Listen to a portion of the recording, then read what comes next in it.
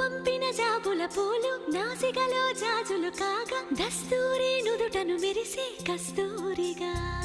నీలేఖల అక్షరమాల నా మెడలో హారం కాగా చేరాతలు నా తల రాతను మార్చంగా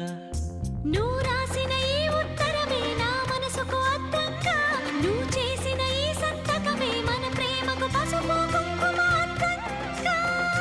గంగా నిజంగా